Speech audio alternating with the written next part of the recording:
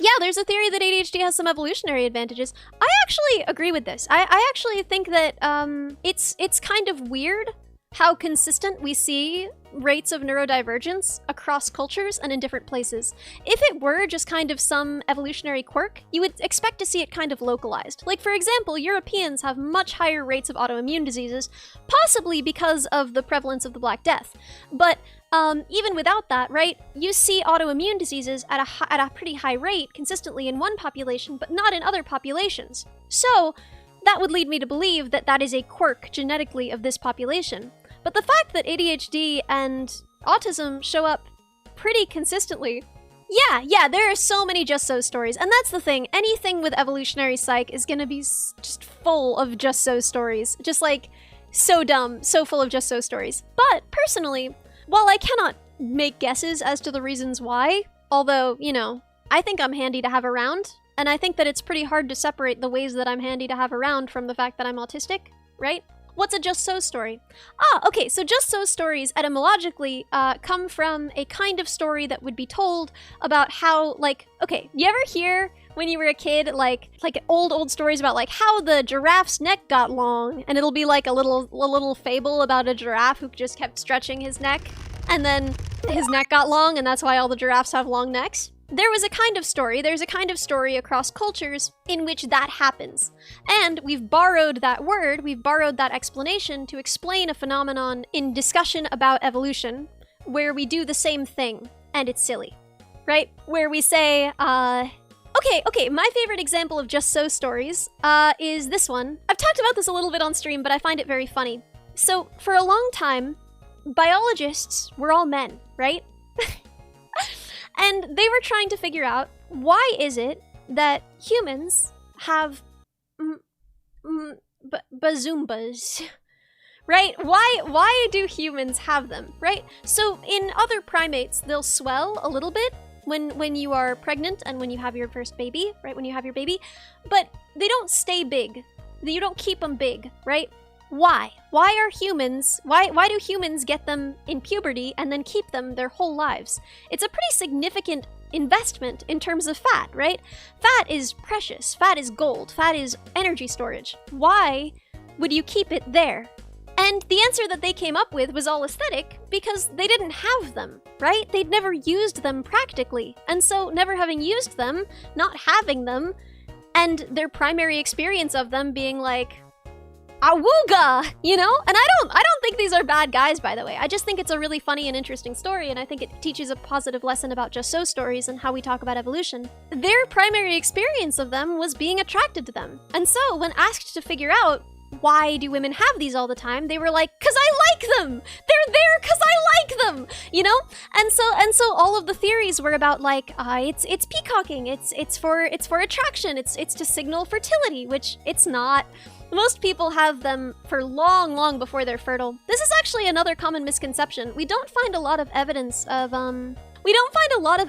early pregnancy in the fossil record when we're looking at people in the in earlier ages, right? We have this idea that people were having kids really young and then were dying really young.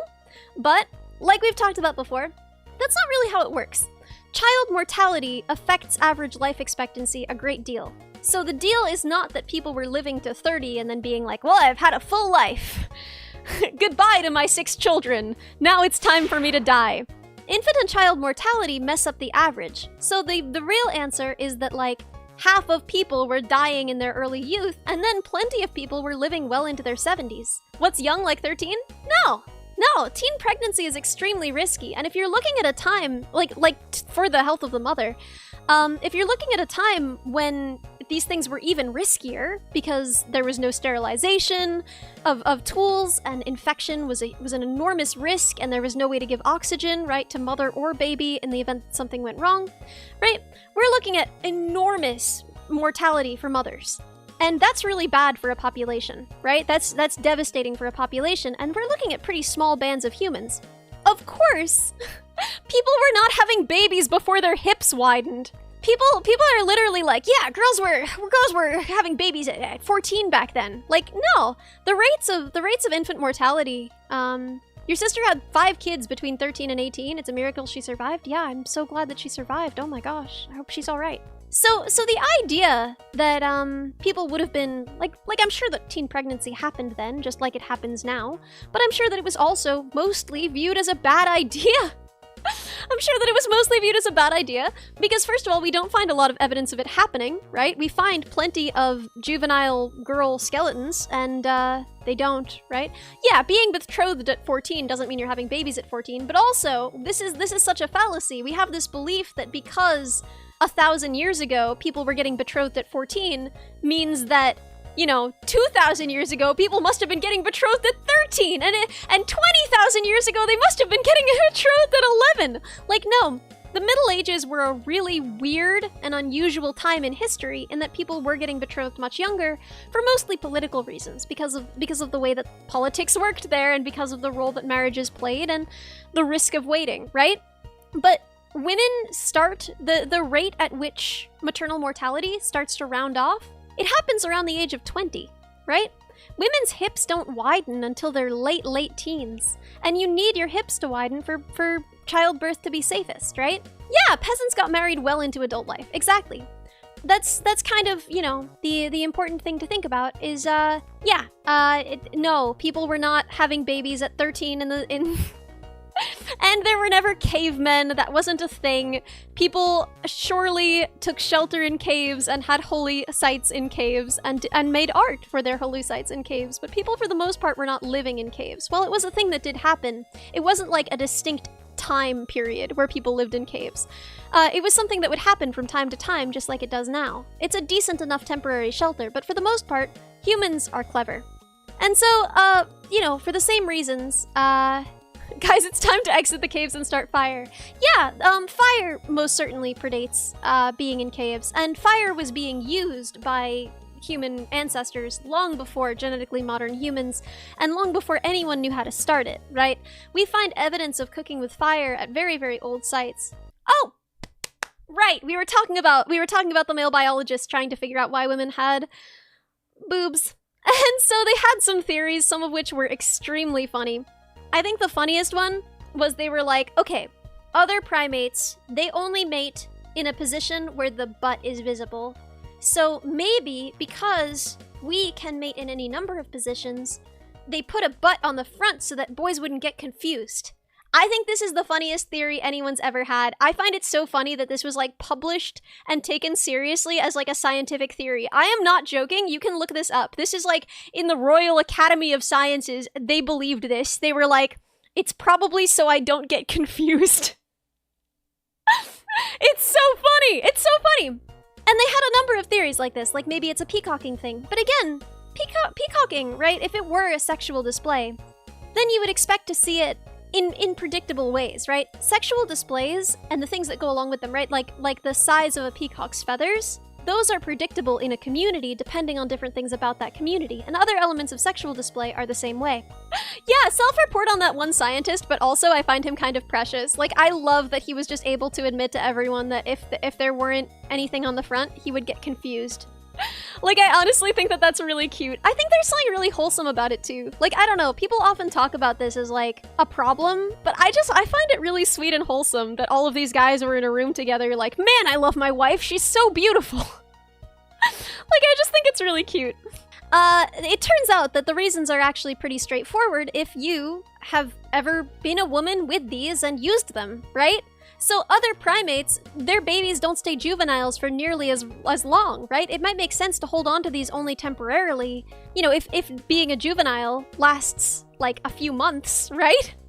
But if being a juvenile lasts like 3 years, I mean, people breastfeed even longer than that and probably breastfed longer than that historically, right? And then they're having more babies because remember, half of your babies die, so you are having more babies, right? Getting paid to think about your wife, right? So cute. So cute. The deal is, right, it doesn't make sense to store and use this tissue because using fat tissue has a cost and storing fat tissue has a cost, right? So it makes much more sense to just store it once, have it, and then that's the end of it. Now, why do they need to stick out? Well, there are a few reasons. One, humans have flat faces. This is apparently something that people have to think about a little bit, is if you breastfeed and you are a little bit flat-chested, you have to hold yourself in a very particular way, I've been told, so that you can still let the baby breathe. This is something that was told to me, by the way, unsolicited by an old woman who saw how flat-chested I was and decided to tell me that this important wisdom. She was like, you need to know that when you have kids, it's going to be really hard for you to breastfeed them. And I was like, thank you, ma'am. This is the worst thing that's ever happened to me. So anyway, the situation apparently is that having them project makes it easier for a baby to breathe and drink at the same time, which humans can do. You may or may not have known that, but humans, until a certain age, can breathe and swallow simultaneously.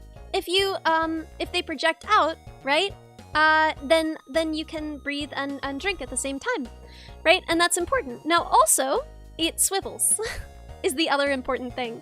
So, if you're holding a baby and breastfeeding them, now if you have fur all over you, like say you're a chimp, right? Your baby can hold onto your fur and drink while you're doing other things with your hands, right? But if you're a human, you don't got no fur on you.